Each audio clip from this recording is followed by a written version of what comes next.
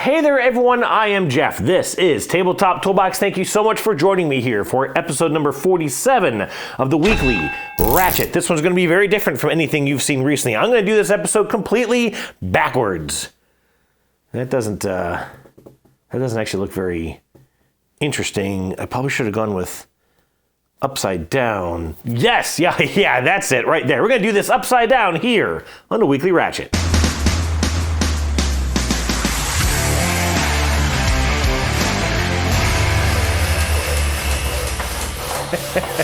Hey there, folks. Welcome back to the Weekly Ratchet. No, I was not going to make you watch this whole episode upside down. I even wonder how many viewers did I just lose who were like, no, we're not doing this. No way. Well, anyways, for those of you who stuck around, welcome back to the Weekly Ratchet. Hope you've all had a fantastic week of getting to play games with family and or friends. Things are starting to, get back to normal here. The trees are gone. The trees down at the main house. We're, kind of getting back to the swing of things. All the snow has melted off finally. And life's kind of back to normal. I have been doing a lot of filming. I have finished 99% of the filming for the Meadow Adventure Book Review. Now, of course, I've shared a lot of my thoughts on this show in the past couple of episodes about that game, but I've, put together a full-length review, 47 shots of B-roll. I was here filming B-roll yesterday for like 4 hours. I'm not going to get that edited, unfortunately, until next weekend. This week's going to be a little different, and that's all I'm going to share for right now. But, I've been doing a lot of filming, also prepping for my first Dice Tower video. I got to do that B-roll still. But anyways, other than that, what's going to make this episode a little different? The format's going to be the same. Don't worry about that. But for the past couple of episodes, I've had almost no new games, maybe one or two. And, a lot of games that I've played. This time I've only played, I think, 3 or 4 games. I think it's only 3. And you've heard about 2 of them. But I have a box. I mean, a box of new games. And I have down here, I'm not going to pick that up. I have a bag of new games. I'm swimming in new games. And so let me go ahead and tell you all about them.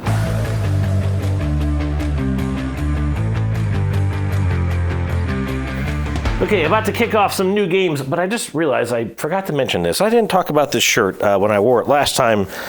My wife bought me this shirt, but she decorated it. She altered it for Christmas. This was a Christmas gift, and it has Tinny's paw print right here. She did it with her Cricket on the pocket of the shirt. So this is my Tinny shirt. It's gray and white like he was. So I've always forgot to mention that. I wanted to mention that. Anyways, lots of new games. So what happened was I mentioned last episode that there was a math trade. I had to be out of town for that, but I've got the games in. They're in the bag.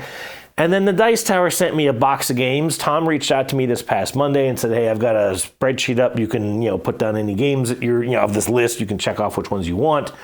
Except for that Graham Anderson and Brian Drake had already gotten to it and they cherry-picked it pretty clean. So I'm pretty sure that this is a box of crap sitting off here to my side. But then I did get out to some game stores this week and I bought some games for the first time this year. So let's go ahead and get through it. I think I'm going to get through the box of crap games first. Let me just bring this awkwardly into frame here. I did kind of research these just a little bit, to kind of pick which ones I might want. But even then, I think they threw a couple in here that I did not want. Let me see. I got a little mini expansion to the Last Light game. I still have not played my copy of that. I stuck that in there. So this is Go Bomb. I just got flagged by YouTube on that one. Oh well. This is a kind of a party card game for 2 to 5 players, 10 minutes, ages 10 and up. It says, get ready for a fast and explosive competition. You'll need strategic thinking and a little bit of luck to survive. The bomb will be passed from one player to the other. Use your cards to prevent it from exploding in your hands. I wonder if this is anything like that one. Was that Robot Samurai or whatever it was, the game that I played at the Dice Tower Retreat last year, which was just ridiculous. It almost kind of sounds like that, like you're kind of using cards to play hot potato and sort of make sure you don't end up with the damage. But I don't know. It sounds dumb. Whatever. I grabbed it. This is Caracas. This kind of has a bit of a Carcassonne look to it, and in title and in appearance. It's got some sort of tile placement on the back. It looks like a river or something that runs through it. Let's see, a game for explorers. Discover unknown landscapes and explore the territories of jaguars, the habitat of an anteater, a river with an electric eel. I don't think they live in rivers, do they? Anyways, and much more to create the best expedition map. This is from Peter Joustra and Corne van Morcel from Quali Games. I think Quali I've heard of before. That sounds... It could be decent. 1 to 5 players, 30 minutes, ages 9 to 99. If you're 100, tough shit, can't play. All right. Up next, I have Portal Combat. I just realized the pun of that. Mortal Kombat. Anyways, this is a fast-paced portable card game. Portable? Is it portable? Really? I would have never thought that this was portable. Stupid. Anyway, where you draft warriors from across time and pit them against each other in an attempt to control 3 different arenas. Build up your power, use your fighter special abilities, and equip time gems to win the ultimate fighting tournament. I was kind of hoping it was going to be something like the Portal video game. Doesn't sound like it. But yeah, Portal Combat. I don't think that was one I asked for. Up next is one I did not ask for. This is Volfirian Guilds. I remember this on the list, and it didn't look good at all, and yet here it is. Oh well. In the floating lands of Mysthia, the kingdom of Ahatils. Can we stop with the dumb fantasy names? Just like lay on the keyboard, and yeah, that'll work. Is expanding, and 5 guilds are charged with administering the newly, this is really small font by the way, the newly acquired lands, but the fragile balance that ensures peace is coming to a breaking point, yada yada yada. 14 and up, 20 to 40 minutes, 1 to 4 players. 4-player mode requires 2 decks. Interesting. So this is only a 2-player game, because it ain't like I'm going to buy another one of these, most likely. I mean, I could be wrong. It could be amazing. Who knows? But here on the side, it does say 1 to 2 players. Okay, because otherwise that would piss me off. Anyways, all right, so that's that one. This one I did ask for. This is called Nevermind the Distraction. It's called a, where did I read this at? It is a meditation game. This is a solo-only game. And also, I just noticed it says Abstract Edition. So apparently there's a non-abstract version of this. It shows what is a very, very basic-looking board on the back. I don't know, but like I said, it's a solo-only, 1 player, 14 and up, 10 to 20 minutes from Zentrovert Games. This one... with the fun that I've been having with Legacy of You, which I have not gotten to play in the past week, and I'm actually literally missing that game a little bit. Sounds kind of interesting. This does say Abstract Edition, obscure card imagery promotes subjective personal connections. Included themes are art, architecture, close-ups, aerials, nature, fractals, patterns, textures, and space. But I don't know if that means you can buy different versions of this. I just don't know. Or maybe you can play as all those different things. I don't know. But anyways, that sounds kind of interesting. I'm going to try and get that one checked out. And then this one, I did ask for this one. I don't really know why. Oh, man. I think that's it for this box. Sorry, a little bit of house cleaning here. This is Rogue Regiment. This is a miniatures... dudes on a map, tactical skirmish type of a game. It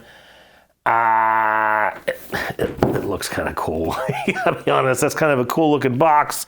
This is from Robert Butler. Who's the publisher on this? Dice Sports WFG. I don't know who any of this is. Diceless stealth detection, solo or cooperative play, customizable tactical sandbox. And as I recall from this, it does... Oh no, I don't see any miniatures. Maybe I had seen something online that had miniatures. That's kind of a bummer. This just has a bunch of little tokens and chits. Oh well. I don't know.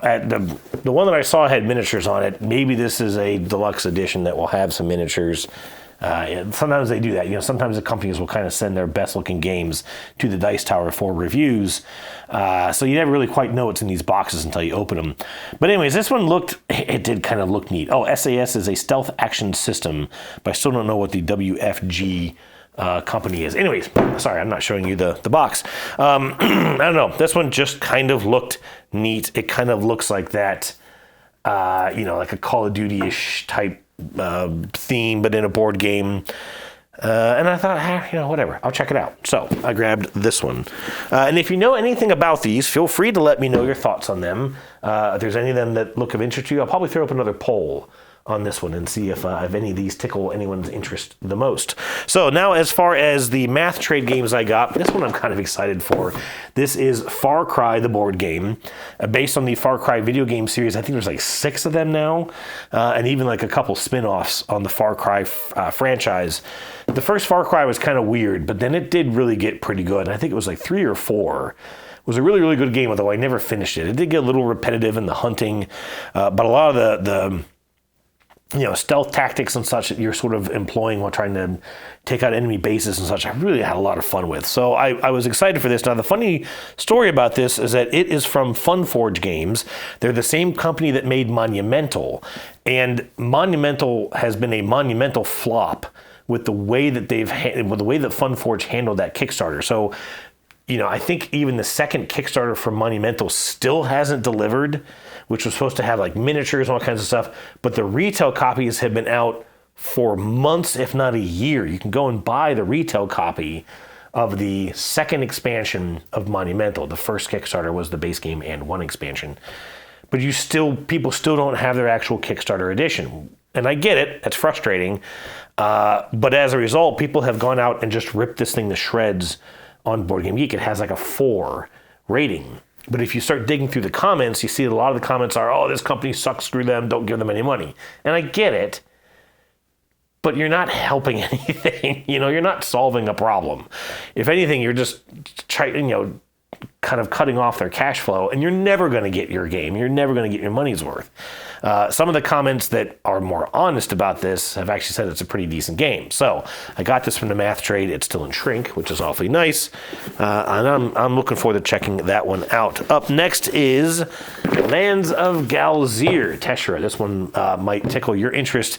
This is it's a narrative, well, I'm reading off the back of the box, a narrative adventuring in an open world. This is a story-driven adventure board game set in an open and immersive game world. This is a game that I believe does not really have an ending. It's a story-based game. There's a lot of dice checks. There's a lot of like upgrading your characters. 1 to 4 players. This says 60 to 150 minutes, but that might be over multiple gameplays. I'm not really sure. Mike DeLisio of the Dice Tower really liked this game, and everyone there has spoken fairly well of it. It's not for everybody, so I don't know if it's going to be for me. That's why I kind of waited to get this on a math trade instead of just going out and buying it, because it's not fairly cheap. But anyways, I do believe there's even an expansion for this that has come out. I obviously didn't get that, but I'm curious to check this one out, and see if it's something that I would be interested in. I'm running out of space over here. I need to do this one next. This is Bargain Quest. This is a fairly older game. I think it's been out for a couple of years now. Shut Up and Sit Down did a review of this a long time ago, and it really tickled my interest, and I've just never had a chance to play it. I've never even seen this thing really out in the wild. But this is a game where players they're like shopkeepers, and you're running a shop, and you're trying to sell weapons and armor and whatever to fighters who are coming through your town on their way to their adventures to fight bad guys, fight monsters, whatever. And, so instead of playing that game where you're the adventurer, you're supplying them with the gear and the weapons and whatever to hopefully make them succeed. And I believe there's even an element to this where their success can have a little bit of an impact on you. If I recall, it's been a while since I heard that review. But this just looks really fun. Like I said, I've always wanted to check this one out. I think there's a couple of expansions out for this, but I can't even find them anymore. So I'm really excited to check out Bargain Quest. And lastly, this one's a stretch. This is Windward. This is from Eldorado Games. Eldorado Games made The Age of Atlantis my #1 game of all time. I love The Age of Atlantis.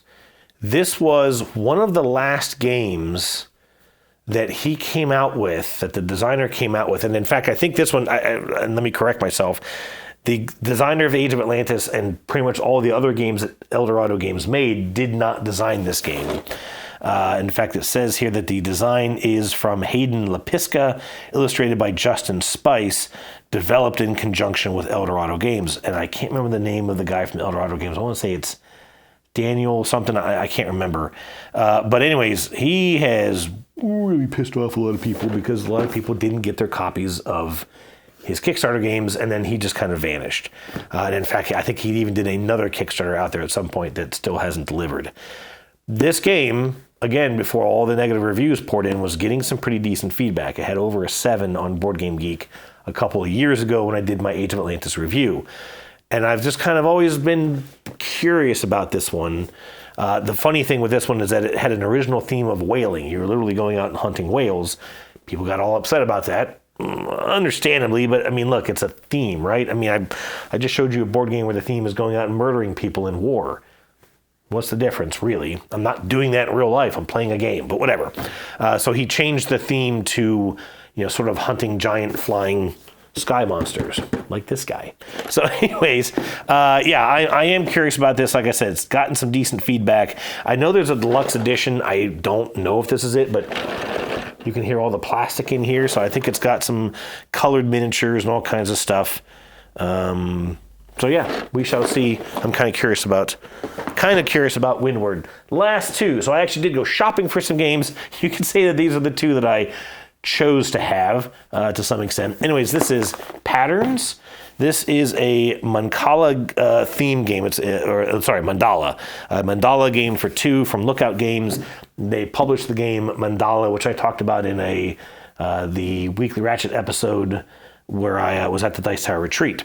Played with Omar Hernandez. So this is, I guess, another in that lineup. It shows another very sort of abstract tile placement, pattern building, something like that, a game for 2 using a cloth board. I like Mandala. It's not my favorite game in the world, but it's a nice strategy game. And this one's also a 2-player, 20-minute, 8 and up game. So I grabbed this. It was like $20-$30. And then this one, I was so excited for this one. I finally got Star Trek Captain's Chair. This is from David Turtsey and Nigel Buckle. Credited with a lot of games, including Voidfall and the Imperium lineup, Horizons, Classics, and Legends. And this shares DNA with that Imperium lineup. So you've got kind of a market of cards. It's a deck building game. But what's interesting with this, and I have not even finished getting through the rule book on it. I don't even know if the rule book's in here. But there's kind of like this market of cards, and then there's what appears to be sort of a universe, and you're actually playing cards out from the looks of it. Again, I haven't finished getting through the rules. I might be completely off base on this, but you're sort of lining out these locations, these galaxies or worlds or whatever, and I get the impression that you're going to be adding to that, sort of building almost like a universe. And I think it's linear. I don't think it spans outwards, but it reminded me, even just in the way that it looked in the rule book, of the Star Trek collectible card game, which did exactly that. You'd lay out your cards as different locations that you could travel across. And the moment that I saw that, I got really excited to think that maybe this will be something of a twist, something of a similar almost idea to that old collectible card game, which is still just one of my favorite games that I obviously just don't get to play anymore. So anyways, the only thing I'm a little bummed about with this, just it comes with a bunch of different characters you can play as, a bunch of different captains with your own ships, and there's Picard, which is great. I mean, I grew up with Next Generation, but there's no Kirk. He might be a card in here, but he's not a character that you can play as. Of course, that smells like expansions. But anyways, I'm a little bummed by that, and I could see some people getting bummed by that.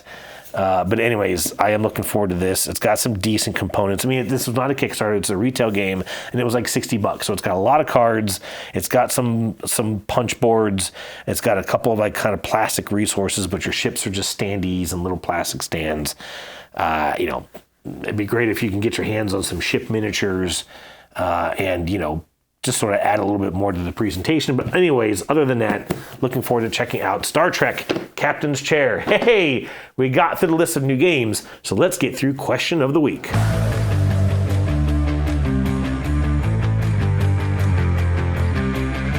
Okay, last week I asked you to tell me about how you feel when it comes to narrating your turns in games. I asked if you narrate your turns in games. I asked you how you felt about people narrating their turns in games. And I even asked if there were any times that might kind of have gone poorly for you. No one really addressed that. Generally here the comments are pretty unanimous. You're going to see that there's a very common theme running through all of these, which honestly I expected because I think that this is a pretty common thing. You could almost kind of say this was a softball that I lobbed out there. But that's fine. I did enjoy a lot of these topics, and let's go ahead and get to them. Up first was Jeremy Brooks, who said that he talks through his turns while teaching a game, and that since they are often revisiting games after a hiatus, him doing so helps his fellow players to remember the moves and jumpstart the game a little better. I think it's almost imperative to walk through your turns when you're teaching a game.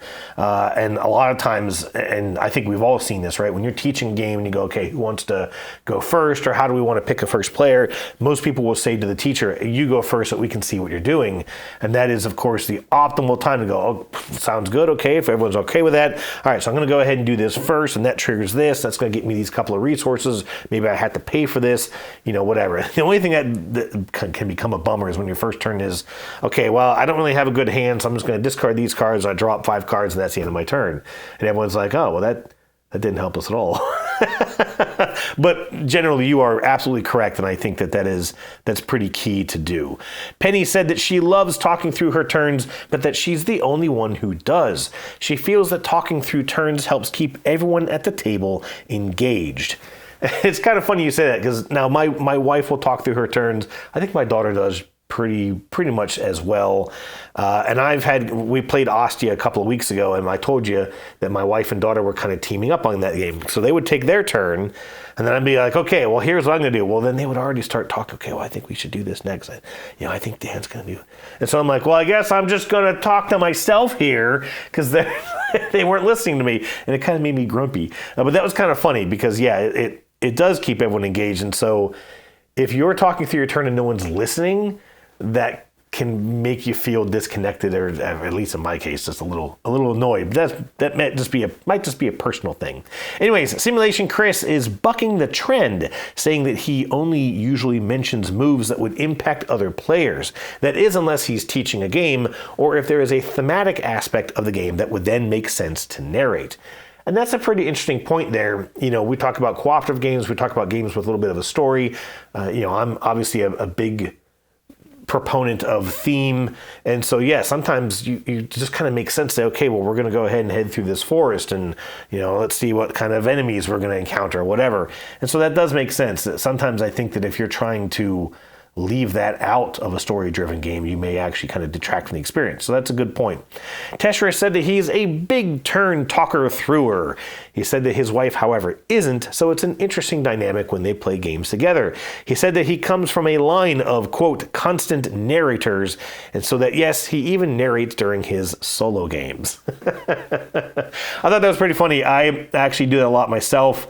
I often just talk to myself. In fact, it was funny because literally as I put this comment into my Word document over at the house, and I sort of leaned back and I just sort of started narrating what I'm saying almost right now.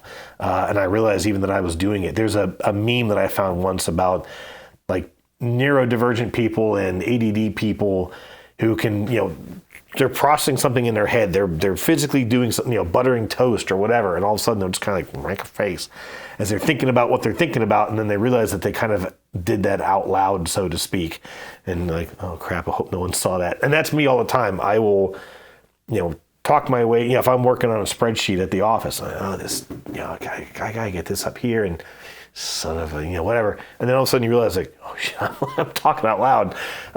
It's always kind of funny. Wonderflonium said he believes talking through turns helps with the first couple of plays to reinforce rules and help other players to understand those rules. And more of that, enforcement of rules and kind of helping people get up to speed on that. That makes a lot of sense. Vast, a first-time poster, said that talking through turns just feels right, and it often leads to other discussions and simply tends to be more fun than taking your turns in silence. And I agree. There are times when you look up, is it my turn? What'd you go? What'd you do? Like, I don't even know what you did. Like, you're just It's so weird, right? I agree with you completely, and you're right too in that I love how, okay, well I get to move here, and you remember that other game that we played that did this thing, and it just reminds me of that, and you spur off into another discussion, sometimes slowing the game down, but sometimes that discussion is more fun. That's what builds the relationships. But you're right. That sort of spawning into other topics is always a lot of fun to have that happen at the table. Ty McDonald of The Last Command game said that narrating turns is pretty crucial in cooperative games, but that it can be a double-edged sword in competitive games, especially if someone is basically monologuing about how great they're doing. He said that there is a level of attitude that can make it or break it for other players. That is actually a really, really great point, and I want to say I was chatting about that the other week when we were chatting about winning games. I may have done that in a take that I didn't keep. But you're absolutely right, and I've experienced this. There's a difference between saying, okay, well, I put this thing here, and I'm going to get 15 points, as opposed to saying, all right, well, I'm going to do this to get the 15 points, and then I'm going to try and do something else. You're absolutely right. There's an attitude level there. There's a braggadocious aspect. And I thought about this, again, as I was typing this into my notes, and I thought, my buddy Daniel could probably attest to this very, very well. And I think about the times that we played Voidfall. And I really connected with Voidfall mechanically. I still don't love the game, but I connected with it mechanically in a way that worked for me and my brain, however it functions. And I would sit there and I'm like, okay, well, if I play this card, okay, if I play this, I can... Oh, I got it. And then he'd finish up. Is it my turn? Oh, man, I'm so excited for this. I'm going to play this card that triggers this, and I get to move up here, but then I get to spend this, and that's going to give me like 50 points, and then I'm going to move into here with this action, and I'm going to get to wipe this out, and because of my tech, I get this. It gives me another 30 points, and he's sitting there like, oh, man, I hate you. And the thing is that I can certainly understand, even reflecting on it now, how that probably comes across as me just bragging about how good I'm doing. And it's really not that. It's just me being excited because, hey, I figured out the puzzle. Like, hey, I figured out this thing. There's an airplane flying over. I figured out this thing and I got it. Isn't this really cool? Like, I did this cool thing. Like, I built this neat thing or whatever. And it's just me being excited, but I can certainly understand it coming across. And sometimes and I know I've done this. I've done times I'm like, I'm sorry. I was just really excited about that. And he'll go, because we're friends, we've been playing for years, and he goes, I get it, man. This is just your kind of game, and I'm happy that you're doing well. He might be lying there, but that's okay. But I definitely understand. I definitely agree with you. I think that is something that you've got to be mindful of when you're monologuing or narrating your turns. Lastly, Josh Knight said that he'll narrate turns with his wife to help reinforce the teach, and he'll narrate when with his friends, really more to establish his own confidence with the rules. And that's another really great point, and I've certainly done that myself, to say, I'm sitting there and I'm kind of poring over, like, especially if it's my first play, and I think that's kind of what you mentioned.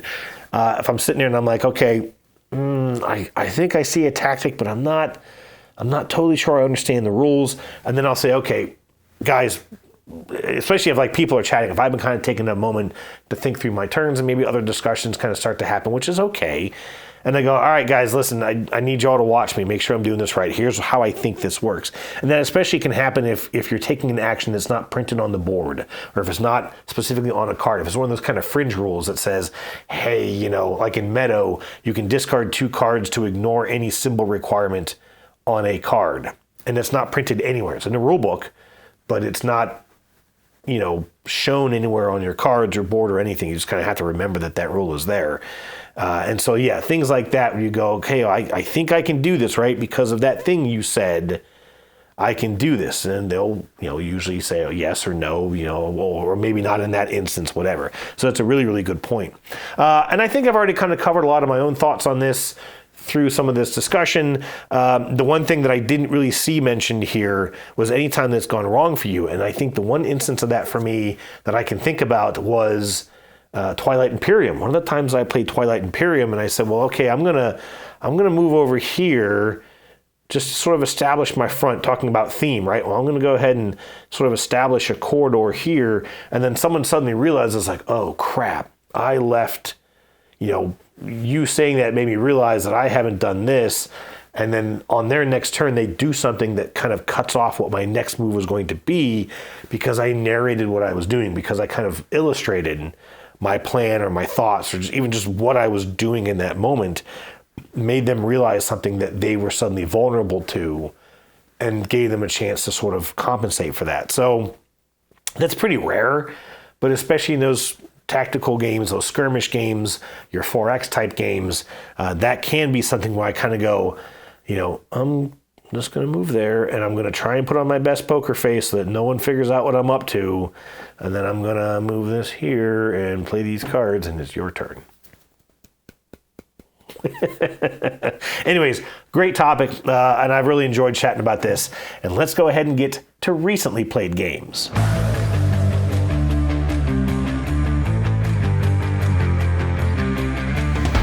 So as I said, not as many recently played games to cover, and at least one, if not two of these you've already heard of, but there are two newer games to chat about. And I will tell you right off the get-go that I forgot to take any pictures of playing this game. So I'm going to try and find some stuff online and be able to kind of show you what I'm chatting about. Daniel came over this past week. It was great to get to sit and play some games with him again. And we played Cloud Age.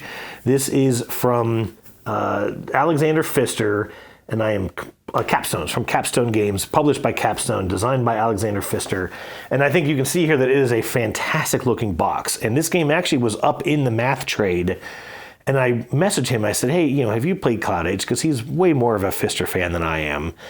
And he was like, yeah, you kidding me? I've asked you about playing that. And, I figured you'd hate it. And I was like, I get that a lot, honestly. But I do not like Maracaibo. I thought I would love Maracaibo. And when I was playing it, I was sort of enjoying it. And then the end game really upset me. And I really didn't like the aspect of, it's one of his looping games. And Pfister does a lot of these. It's not really a rondel, but it's just a circular type of a track. And in Maracaibo, when you reach the end of that track, you force everyone to skip the rest of their round and catch back up to you. And anything that they may have been planning to do goes away. And so those later spots on that circle, rarely does anyone get to visit. And I just did not care for that. He doesn't do that in the Great Western Trail games, but then the Great Western Trail games had a whole bunch of other fluff and just obnoxious resource management that I don't care for, et cetera, et cetera, et cetera. So I was a little trepidatious going into Cloud Age, but this is a much more, almost an open world kind of a game. You've got this sort of a modular board in front of you with all these different locations, these different cities that you can go to. The idea is that you are these blimps, you're sort of controlling these large airships that are moving around this map, and you can go in any direction. You can kind of do whatever you want to do. It's hex-based. There are cities on the board, but they are represented as really just a pattern of clouds, because again, you're up in the sky.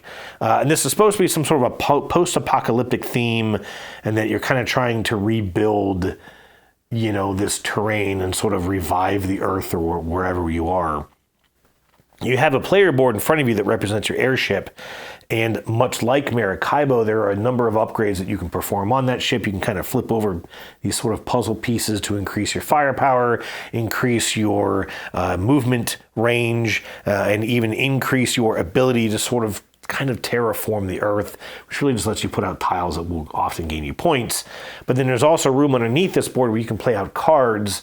And this has this system where you've got a hand of cards. They're technology cards. Throughout the game, you'll be able to play them, but you have to discard a card to be able to play a card. So you're constantly kind of trying to decide, okay, of these options that I have, which ones do I really need to play? Which ones can I sacrifice as payment for another card? I will say that it's one of my least favorite systems in a game. Race for the Galaxy, the original card game, is what that is all about, because you're paying cards to pay to play other cards. I get it, but I love when there's just currency. Let me just make money, and I'll use the money to play the cards. And there are other resources in Cloud Age, and so you only usually ever have to discard one card, which was a little easier to work with than other games that you might even hear about here in a few minutes. But generally, I like this. The other thing that was kind of neat with this, and Daniel thought I was going to hate this, and it was interesting, is that you've got this kind of market of cards. It's almost it's not deck building, because you just always have your hand. No, there is a deck building, because your deck is what determines your movement and how much energy you get in each round. And so you can kind of build that deck with other cards that provide extra movement, some extra abilities. But when you're drafting those cards from the market, you don't just get to see what those cards give you. They are actually tucked into sleeves with clouds printed on them, and those clouds obscure the imaging on a lot of the cards. So you can tell how much movement that card's going to give you, or energy, depending on how you get to use it. But then each card will give you water, metal, energy, or more cards, more of the engine building cards. And you won't know how many of those you're going to get. The actual icon that tells you the numbers is completely covered. But you can kind of look at it and go, well, I can see a lot of solar plants down there. I can see there's a whole bunch of cards. This is probably going to give me, this card will give me a lot of extra engine building cards. But it's literally looking through the clouds to try and determine what you can see below you. And I actually thought that was pretty cool. There's also symbology on those cards that will let you call cards from your discard pile of your movement deck and let you possibly purchase or install more upgrades on your airship. So anyways, Daniel's played this a bunch in solo mode, which it has a whole campaign. It has kind of a whole story you can play through, and that sounds kind of interesting. But he clobbered me in this game just because he had more experience with it, which was totally fine. I mean, like I said, I actually enjoyed it more than I thought I would, and way more than he thought I would. And if I get a chance to get this fairly cheap or in a trade, I will probably go for it. That was Cloud Age by Alexander Pfister. The next game that we played that night, and this was risky because we were already a little tired, but we dove into Deep Shelf again. This is from Richard Keene, designer of Dinogenics. And I talked about this a couple months ago when we played it last time. We have been trying to get this played again, but our schedules just haven't always synced up in a way that I think this is a two-player game. In fact, it might even be better as a solo game from what I'm hearing. The problem is it is just a long game. And we played this thing for about 3.5 hours, give or take, as a two-player game. And same thing, we had to kind of remember how to do it. We had to get back into the rules and, a couple nuanced things that we forgot. And we still made some mistakes playing this, which was disappointing because we really wanted to make sure that we were getting the true experience.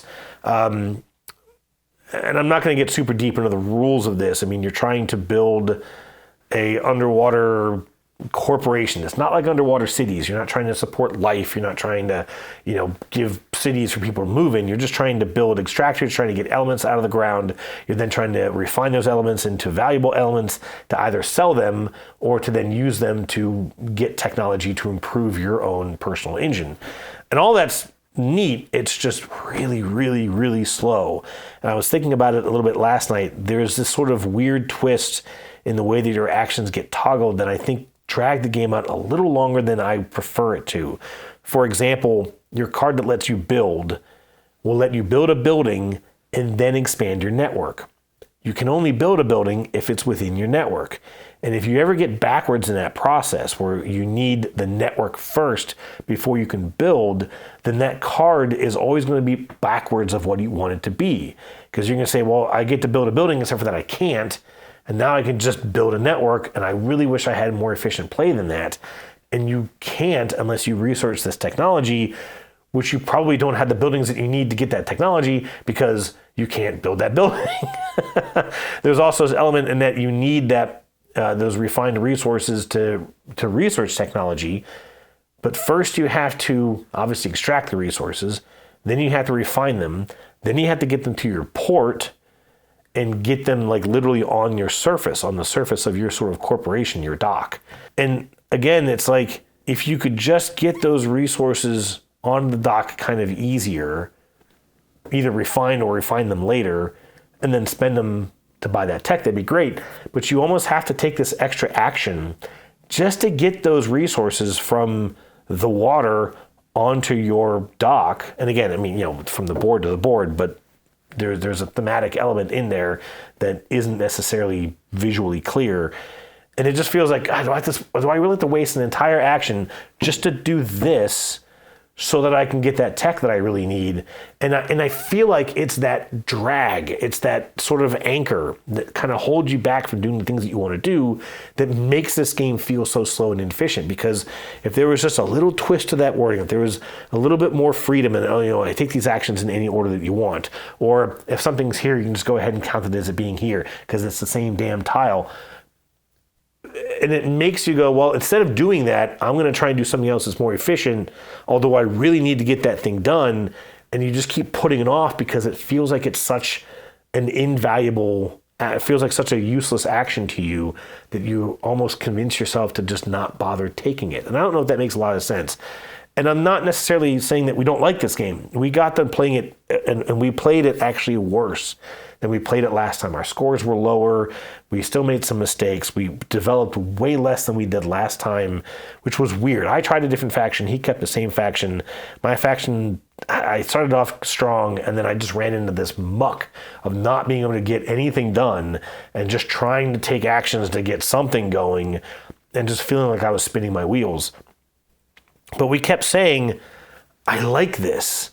I really enjoy the thinkiness of it, but it just feels so hard to get anything working. It feels harder than we want it to be to make progression. Again, it's. I want to review this. I owe Richard a review on this, but I just don't even know where to start. There is so much here to pick apart with this. It's a really, really interesting game. I think it's a good game, but I think it just has a lot of these little speed bumps along the way that slow you down and trip you up. You know, it's just an uneven terrain, and you just kind of keep stumbling across this game. And I feel like a couple little tweaks would really make this thing sing. Anyways, I want to try this solo. I think that from what I'm even reading from some online comments and some other feedback is that solo is where this game really comes alive. It adds this whole campaign. There's a death dragon thing in here that almost does nothing in the competitive game. We literally at one point, Daniel says, I hate this thing. And we just kind of push it off to the side of the board. Because it just gets in the way. It doesn't add anything to the competitive game, but apparently is much more poignant in the solo and campaign game. So I'm going to try and get that checked out, maybe even this week. We shall see. That is Deep Shelf, and my computer shut off. The next game that we played Wednesday, my family went to the Center Universe Brewing Company. I've chatted about that place a whole bunch. I brought just a couple little card games. My daughter was having a bad day, and I'll make the story very brief, but she was just having a rough day. Just things not going her way. There's a couple boys in her class that just drive her bat crap crazy. And then, I think she dropped something in the classroom. It's just had a bad, preteen and middle school day, and I get it. So I was like, let's go get some Taco Bell. All right, so we got some Taco Bell, and her one taco was soaking wet. It was kind of gross. And she looks at me, and I could see the tears welling up. She's like, it's just another thing in a bad day. And I'm like, oh, crap. So we sat there. Okay, we finished our dinner. We had a drink, my wife and I, and Mel had a soda. And I said, do you want to play any games? And she's like, no. And I was like, oh, that's fine. Just going to let that go. And we're sitting there, we're chatting. And then all of a sudden she goes, okay, I want to play this. And she slides cockroach poker across the table. And I knew better. I don't really love that game. It's a bluffing kind of, just lying game. And I was like, okay, sure. Hey, no problem. Let's play this. And we just started playing it. Very, very simple game. I slide you a card. It has a picture of a bug on it. I slide it face down and I say, this is a cockroach. And then you just have to determine if I'm telling the truth or lying. And if you're right, regardless of what you say, I have to take the card back and put it face up in front of me. If you're wrong, you have to take the card and put it face up in front of you, and now it's your turn. That's the whole game. There's an extra twist where you can try and pass on someone else, but it's the same thing. And the first person to have four of a kind in front of them loses, and everyone else collectively wins. That's it. I just taught you how to play it. And you could use it. You could use a standard deck of cards if you really wanted to. And we just started goofing off. I do this thing with my wife where I'm just I just keep here, have a stink bug. Here, have a stink bug. I don't even have any stink bugs. Here, have a stink bug. But I do it so repetitively that she's just like, I have no blinking idea if you're lying or telling me the truth. I also don't organize my cards into their suits. I don't put all my cockroaches here and all my scorpions here. I just keep a random deck and I just pick it up and I look at it and I go, here, have a cockroach. And it makes it so hard to read me. They still get me, but it just makes it a lot of fun. And then my wife at one point, she scooches a card across to my daughter and she goes, here, have a leaf blug. We're like, a what? First of all, there's no leaf bugs in the game, and what the heck is a leaf blug? And so I just started kind of picking on my wife. I was like, well, here, have a poodle, well, whatever. And my daughter was just cracking up and laughing. We're all having fun. My wife lost the first game. And by the time we finished the second game, which my daughter did lose, and she didn't care at all. Like, she was laughing, she was smiling, she was having a good time, and all of that kind of crappiness of her day, it didn't go away completely. I think she was still kind of, feeling a little bummed out when she was going to bed, but it still just kind of gave her a little bit of a reprieve, a little bit of a reset.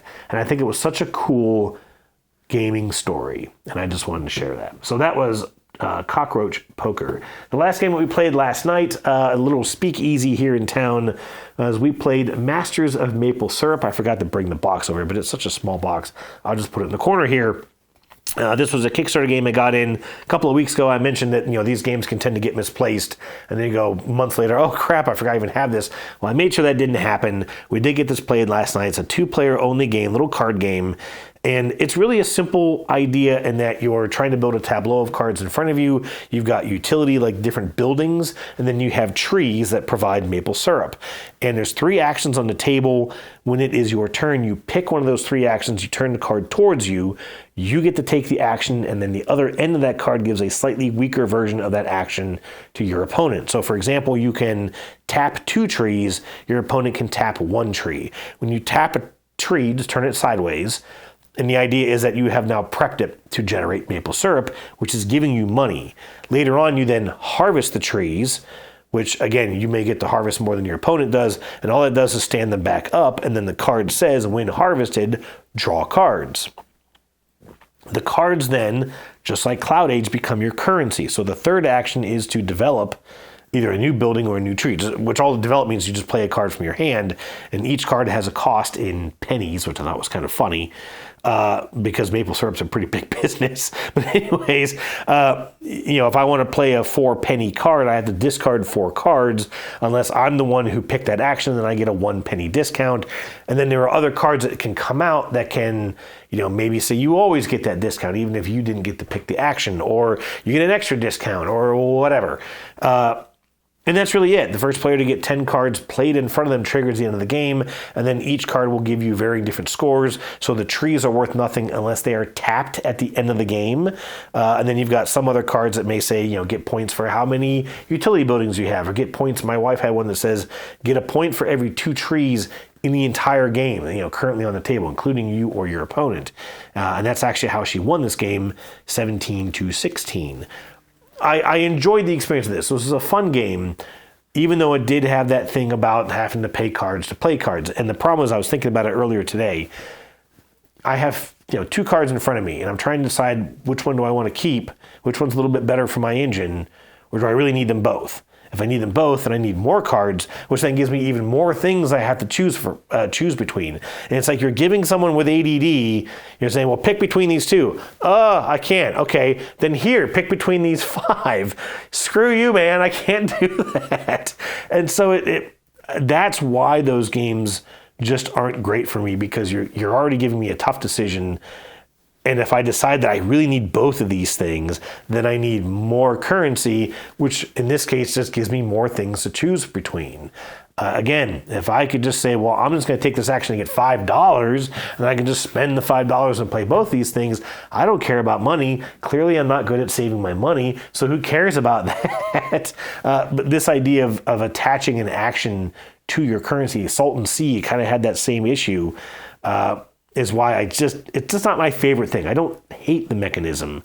It's not my least favorite mechanism, but it makes me struggle in a way that I don't necessarily love to struggle with. Anyways, that was Masters of Maple Syrup. Still a good game, and I'm sure we'll get to play that one some more. A little bit large of a footprint, by the way, for just a 2-player game. We were kind of playing at a 4-player table, or 4-seater table in this little restaurant, and as you can see, we took up most of that table. Anyways, Maples of Master Syrup. Folks, listen, today is February the 2nd. Saturday, February 8th, is the 1-year anniversary of the Weekly Ratchet. We have made it. We have done a year.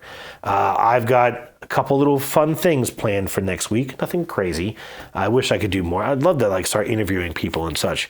And I've got some other ideas coming. Actually, Jeremy Brooks has been a good help to me in coming up with some new ideas. But I do have something fun that we're going to do next week. I also have a very special announcement next week that I'm 99% sure is going to work out. It's not board game related, but I'm very, very excited for it. So I'm looking forward to sharing that. However, for question of the week next week, I'm going to go very, very basic on this. It's time for another Ask Me Anything. Ask me anything you'd like to ask me about, whether it's board gaming, whether it's content creation, whatever. I'll do my best to answer those questions. I'm going to be kind of out of pocket a little bit next week, so I'm probably not going to get to play many games, and I don't know that I won't be buying anything. There might be some Kickstarters coming in.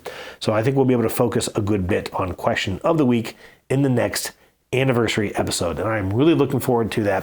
I want to thank all of you for being a part of this channel for the past year. This has been a fun experience, and I just really appreciate all of you being here, and let's celebrate that next week, shall we? Until then, cheers.